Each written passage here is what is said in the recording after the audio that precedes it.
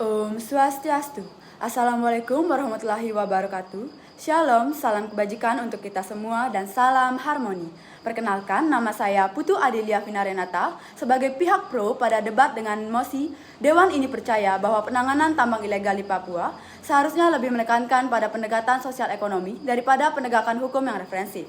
Tambang ilegal memiliki dampak yang buruk, yang mana bisa menyebabkan kerusakan alam, masalah kesehatan, potensi konflik sosial karena perebutan lahan tambang, dan dampak buruk lainnya. Karena itu, penting untuk melakukan pendekatan sosial ekonomi untuk melihat akar penyebabnya guna melakukan pencegahan. Pendekatan sosial ekonomi adalah pendekatan yang tepat dalam menangani tambang ilegal ini. Menurut data dari BPS tentang persentase penduduk miskin tahun 2025, dari 6 provinsi yang ada di Pulau Papua, 5 diantaranya menempati posisi 5 provinsi termiskin di Indonesia, di mana Papua Pegunungan menduduki posisi provinsi termiskin di Indonesia, disusul oleh Papua Tengah, Papua Barat, dan Papua. Karena disebabkan dari tingginya tingkat kemiskinan, masyarakat lokal seringkali terdorong dalam aktivitas penambangan ilegal sebagai solusi untuk keluar dari kemiskinan itu sendiri. Dengan demikian, mengambil pendekatan hukum yang referensif akan seperti memotong cabang bukan akarnya. Pendekatan sosial ekonomi bisa mengurangi insentif tambang ilegal bila pemerintah dan pemangku kepentingan membangun alternatif ekonomi. Misalnya dengan pelatihan tenaga kerja, pembangunan infrastruktur, pengembangan komoditas lokal, diversifikasi ekonomi, maka masyarakat punya pilihan lebih baik daripada aktivitas ilegal. Sehingga hal ini bisa mengurangi jumlah kegiatan penambangan ilegal. Penegakan hukum dengan menutup tambang dan menangkap pelaku memang penting. Tapi jika hanya itu yang dilakukan tanpa adanya lapangan pekerjaan guna membuka peluang ekonomi baru, maka tambang ilegal akan tetap muncul kembali dan tumbuh karena kondisi ekonomi yang tidak berubah. Sekian dari saya dan terima kasih. Perkenalkan, saya Gusti Agung Ayu Kaderasmini. Terima kasih kepada rekan dari pihak pro yang telah menjelaskan bahwa tambang ilegal memiliki banyak dampak negatif, mulai dari kerusakan alam, masalah kesehatan akibat merkuri, hingga potensi konflik sosial karena perebutan lahan. Kami setuju dengan fakta itu, namun tidak sependapat dengan solusi yang saudari tawarkan, yaitu menekankan pendekatan sosial ekonomi sebagai jalan utama. Mengapa? Karena pendekatan sosial ekonomi tidak menjawab akar masalah sebenarnya dari tambang ilegal yang ada di Papua. Masalah utamanya bukan hanya karena kemiskinan di masyarakat, tapi lemahnya penegakan hukum dan tata kelola izin pertambangan. Hambatan terbesar dalam menata tambang rakyat di Indonesia bagian timur bukan faktor ekonomi, tetapi tumpang tindih izin dan lemahnya koordinasi antar lembaga hukum. Menurut Human Rights Monitor 2024, mencatat bahwa di Papua Tengah, tambang-tambang ilegal justru dikelola oleh pihak luar dengan alat berat dan bahan kimia berbahaya, bukan oleh masyarakat kecil. Ini menunjukkan bahwa masalah tambang ilegal bukan sekedar masalah ekonomi rakyat, melainkan pelanggaran hukum yang terorganisir. Jadi, jika kita hanya memperbanyak program sosial ekonomi tanpa memperkuat penegakan hukum, pelaku besar tetap akan bebas beroperasi, masyarakat tetap dieksploitasi, dan lingkungan akan tetap rusak. Pendekatan sosial ekonomi hanya akan efektif jika hukum ditegakkan terlebih dahulu. Hukum berperan sebagai pagar agar masyarakat diberdayakan dalam sistem ilegal, bukan dalam sistem yang melanggar. Sebagaimana ditegaskan dalam pasal 1 ayat 3 Undang-Undang Dasar 1945, Indonesia adalah negara hukum. Artinya, negara ini harus menyelesaikan tambang ilegal dengan dasar hukum yang tegas, adil, dan bukan semata dengan pendekatan sosial ekonomi yang belum tentu menyentuh pelaku sebenarnya. Sekian dari saya. Terima kasih. Baik, terima kasih.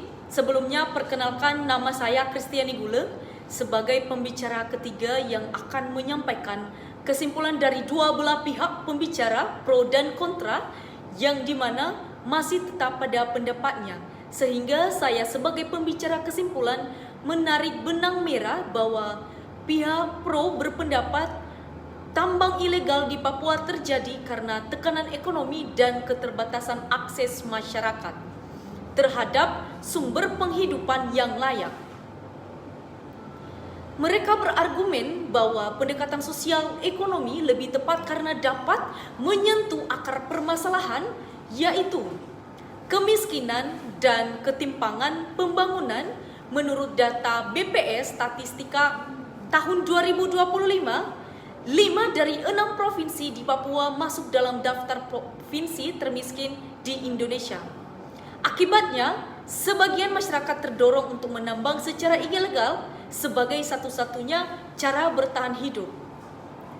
Dengan demikian, Pro berpandangan bahwa solusi yang efektif bukanlah penegakan hukum yang keras, tetapi pemberdayaan ekonomi seperti pelatihan kerja, pembangunan infrastruktur, dan diversifikasi ekonomi agar masyarakat memiliki alternatif penghasilan yang lebih baik. Bagi pihak pro, menangani kemiskinan adalah cara mencegah pelanggaran hukum, bukan sebaliknya. Sedangkan dari sisi kontras, sementara itu pihak kontra tidak menolak pentingnya pendekatan sosial ekonomi, namun menegaskan bahwa pendekatan itu tidak bisa menggantikan peran penegakan hukum. Mereka berargumen bahwa akar masalah tambang ilegal di Papua tidak hanya kemiskinan, tetapi juga lemahnya hukum dan pengawasan izin tambang.